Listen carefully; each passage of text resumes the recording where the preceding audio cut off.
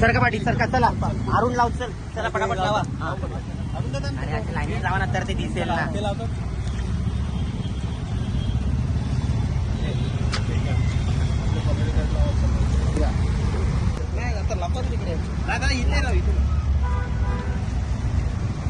एक मिनिट.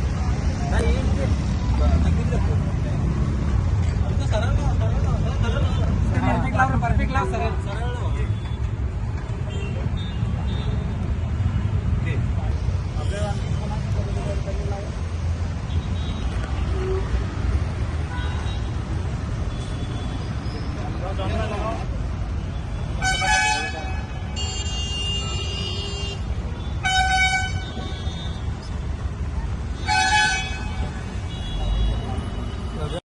माझं नाव सफील खान आहे. स्टिकर लावलाय, काय प्रतिक्रिया? ते लावलेच आहे, ते बरोबर त्यांच्या चांगलं आहे. आम्ही इथे धंदा करतो. मी यूपी वरून आलो आहे. मी यूपी मध्ये राहतो, पण आता इथे रिक्षा चालवतो आणि भरपूर वर्षापासून इथे रिक्षा चालवतो. मला मराठी येते आणि माझं म्हणणं आहे ते आपण इथे धंदा करतो एवढ्या वर्षापासून, आम्हाला मराठी बोलायला पाहिजे.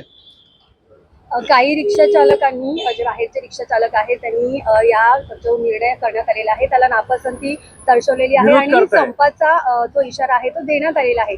तर तुमच्या त्या रिक्षा बांधवांना तुम्ही काय मेसेज द्याल?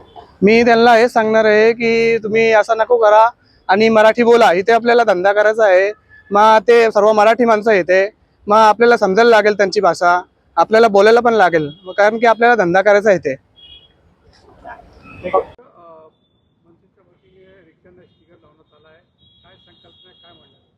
कसं आहे की आज परिवहन मंत्रीने प्रताप सरनाईक साहेबांनी सांगितलं की बाबा मराठी हे अनिवार्य आहे.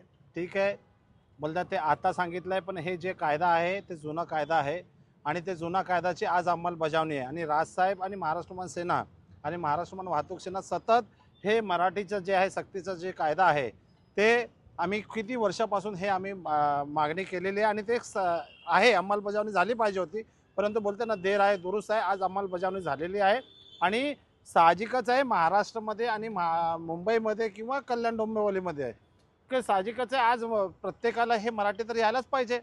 आणि मराठी जर म्हणजे आज लोकांना बोलतात ना एवढं वर्ष इकडे खातायत, कमावतायत, सर्व करतायत, तर मराठी बोलली पाहिजे. परंतु काय आहे, काही रिक्षा जे आहेत, रिक्षा चालक आहेत किंवा मालक आहेत, ते बोलते हम मराठी बोलेंगे नहीं, हमको हिंदी आती है, हम मराठी भाषा सीखेंगे नहीं. तो ये जो दादागिरी आहे हे ते चालणार नाही. मुंबईमध्ये या ज्यांना नाही येत त्यांनी ठीक आहे ना, नाही येत तुम्ही शिका. आणि आज मला आनंद झाला की योगेश आमचा जो आहे, आमचा इकडचा स्थानिक पदाधिकारी आहे, त्यांनी मला सांगितलं आल्याबरोबर आरिफभाई ज्यांना जे आहे मराठी येत नसेल रिक्षा चालक किंवा मालकला, आरिफभाई मी माझ्या कार्यालयामध्ये किंवा एखादा मोठी जागा असेल, मी या ठिकाणी मराठी शिकवण्याचं काम या रिक्षा चालकाला करणार आहे. एवढा आज मला आनंद झाला आणि मी तुम्हाला पण सांगतो. काय प्रतिक्रिया तुमची वेगळी? आज आम्ही महाराष्ट्र निर्माण सेनेच्या तर्फे आज सर्व रिक्षांना आम्ही स्टिकर लावतोय.